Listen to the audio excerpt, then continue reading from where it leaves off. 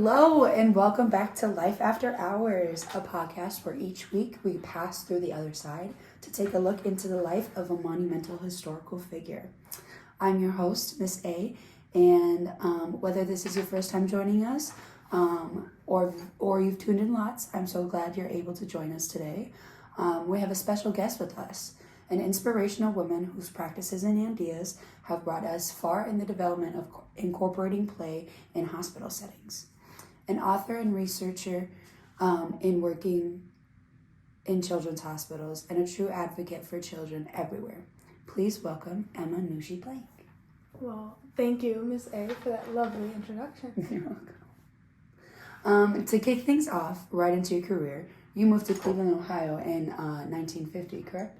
Yeah, my husband Robert and I moved from San Francisco to Cleveland, Ohio. Perfect. And then following up with that, I saw that you had became the administrative director of the Children's House of University Hospital there in Cleveland. Being an administrative director, especially within a children's hospital, comes with a lot of responsibility. Was there something that specifically drew you to the position? Yeah, while living in San Francisco, I received an invitation from Dr. Amy Catan to work for that preschool, and I will say it was very compelling, but Robert and I were enjoying our time in San Francisco, so I did not accept it right away. It wasn't until about 2 more letters from her that I received that I finally accepted her invitation, and we moved. Nice. I see. Well, working at Children's House, you met some new colleagues, right? Dr. Douglas Bond and Dr. Frederick Robbins. What was your first impression of them, and why do you think that they had the same desire to make the pediatric wards more kid-friendly? Well, I met Dr. Bond first at the Children's House, and at the time he was the director of psychiatry at University Hospital. So he was in the perfect position to understand, children and what they need to be supported and to prevent any mental harm. And so he was actually the one who introduced me connected me to Dr. Robbins, who was working as the director of the Department of Pediatrics and Contagious Diseases at the Cleveland Metropolitan General Hospital. So Dr. Robbins had also been appointed the professor of pediatrics in the medical school of Western Reserve University.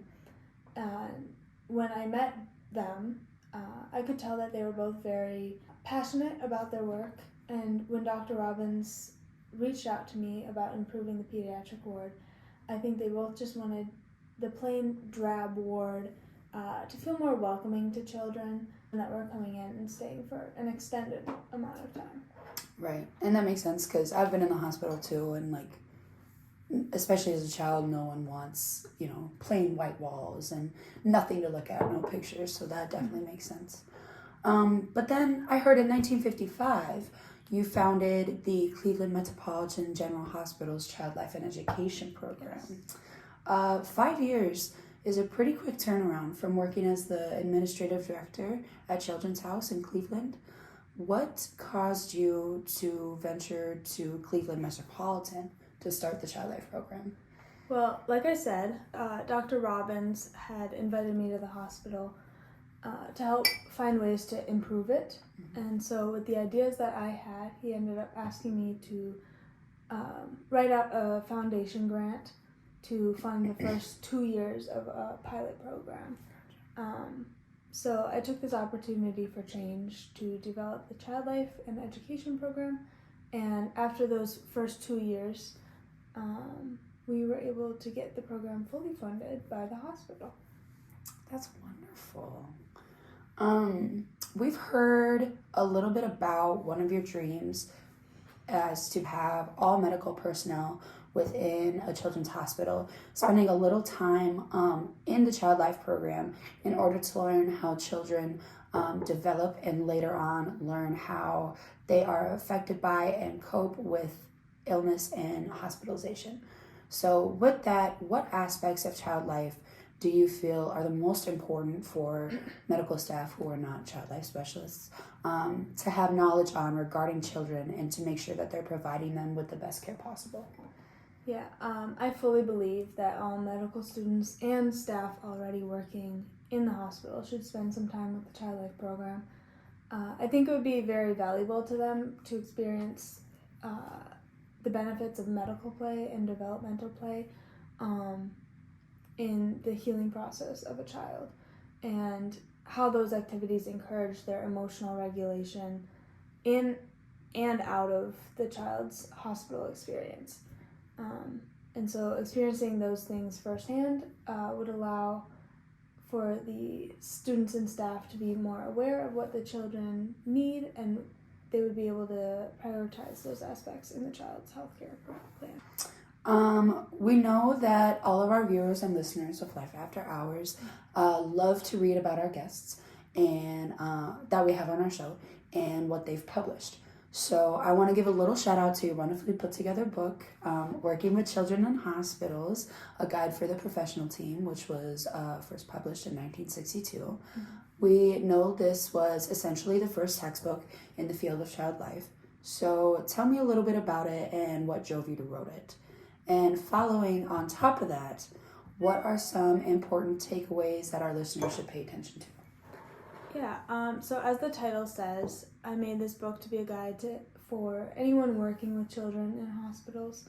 I discussed kind of what it means to be a child life worker and in the hospital and how to incorporate play into the daily life of their patients. Mm-hmm. I, of course, made sure to incorporate and show photos of some playroom and bedside activities and, as well as, some art from children in the hospitals to use as examples. So while reading my book, I encourage readers to pay attention to the difference between the role of child care workers and similar but different roles such as teacher or play lady or play therapist, because none of those roles quite capture the full function of a child life specialist as we know them today. Alrighty, so before we finish up here today, I just have a couple more questions. Mm-hmm. Anyone who knows anything about the history of child life knows that your name is one of the biggest behind it. So since you started your child life program in Cleveland in 1955, how did that affect your career? And then what do you think the future of child life will look like, or what certain things would you want to see? Sure. Well, in the 1960s, I was able to focus more locally on fostering teamwork between the different departments of the hospital, as well as expand my own department to a rather busy outpatient clinic. And so I created a service called the Play Corner, and this was made for children who weren't sick themselves, but rather had some family in the hospital. And so then I was also able to earn many leadership roles nationally, such as the president of the Midwestern Association for Nursery Education. I was one of 6 founders of the Association for the Care of Children in Hospitals, and later became its president. I was also delegate to the White House Conference for Children, and in 1970 I was awarded the gold medal from the Montessori Centennial.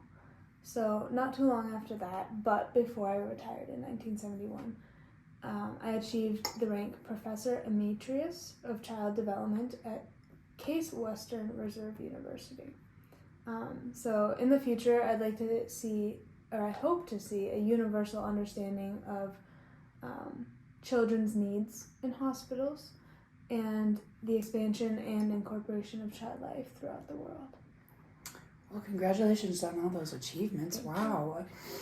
My dear, well, thank you so much for joining me on the show today. Of course. I know I was really excited to have you on here, just to be able to talk to a person who has such a huge impact on the career I want to go into eventually has been so eye-opening and educational. So I just want to thank you for that.